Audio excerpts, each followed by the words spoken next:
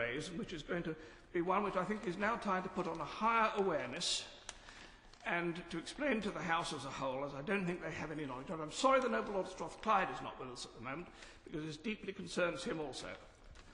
But for the last 20 weeks, since yesterday afternoon, I have been engaged in a very strange dialogue with the two noble lords, in the course of which I've been trying to bring to their attention the willing availability of a strange organisation which wishes to make a great deal of money available to assist the recovery of the economy in this country.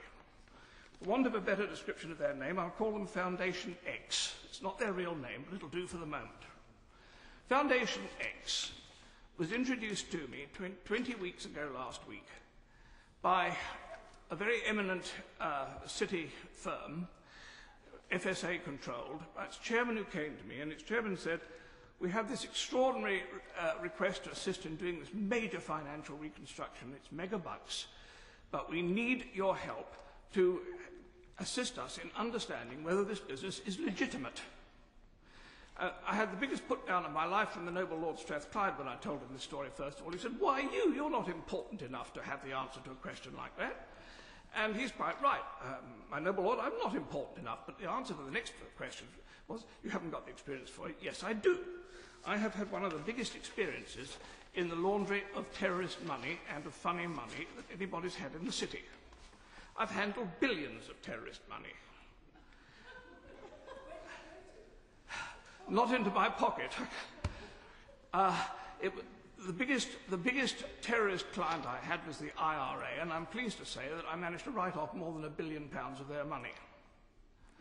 I've also had extensive connections with North African terrorists, but that's of a far nastier nature, and I don't want to talk about that because that's still a security issue.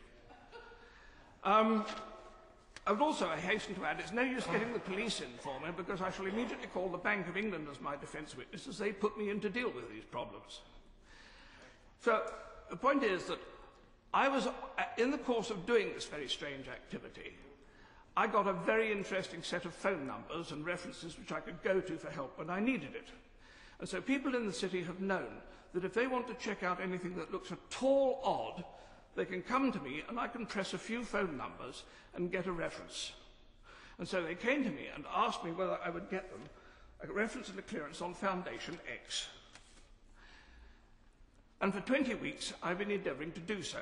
I myself have come to the absolute conclusion that they are completely genuine and sincere, and that they are quite directly wishing to make the United Kingdom one of the principal points for which they will use to disseminate their extraordinary great wealth into the world at this present moment as part of an attempt to seek the economic recovery of the global economy. And so I made the phone call to my noble friend Lord Strathclyde on a Sunday afternoon. I think he was sitting on his lawn, poor man.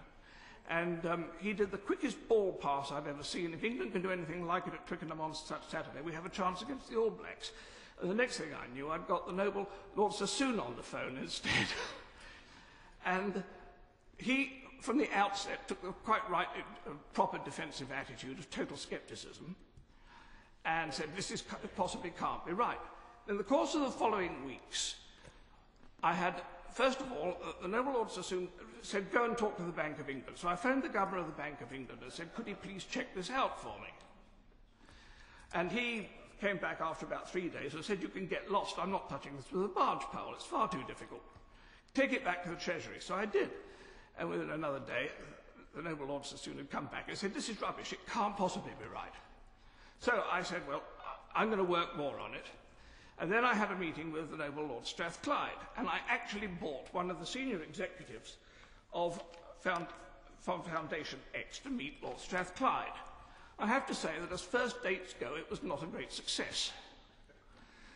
Neither of them ended up by inviting the other one up for a coffee or a drink at the end of the evening, and they didn't exchange telephone numbers in order to be able to follow up the call.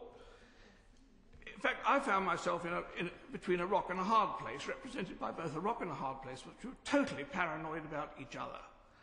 Because the Foundation X people have got an amazing obsession with their own security. they are expecting only to be contacted by somebody equal to head of state status or somebody who has an international security rating equal to the top 6 people in the world.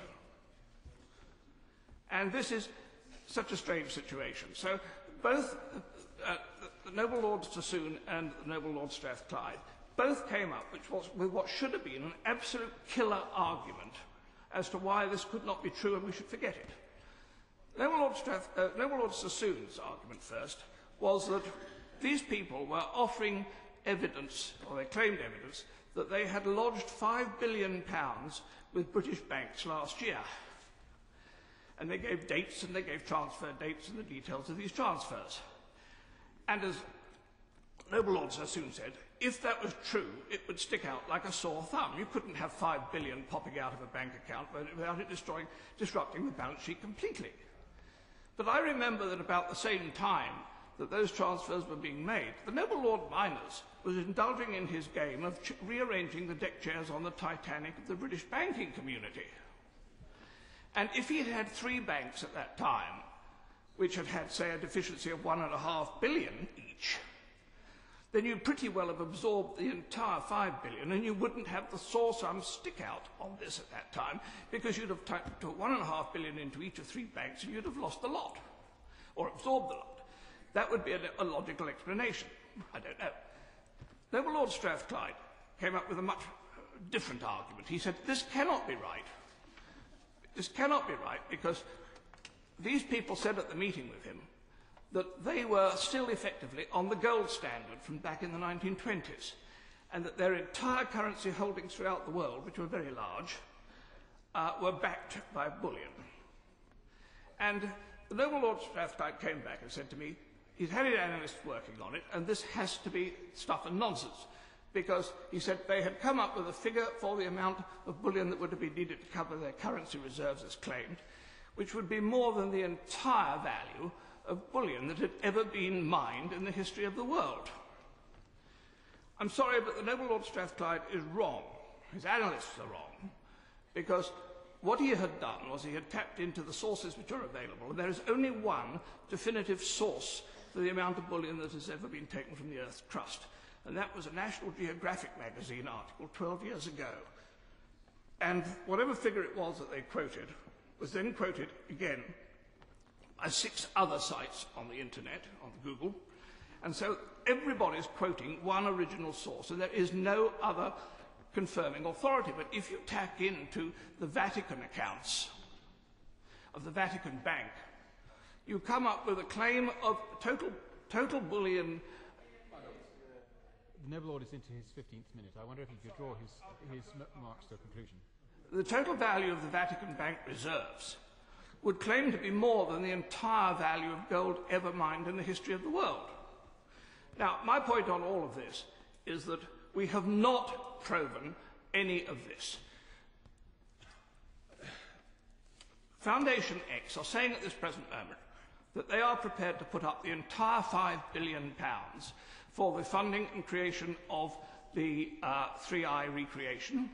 The British government can have the entire independent management and control of it. They don't want anything to do with it. There will be no interest charged.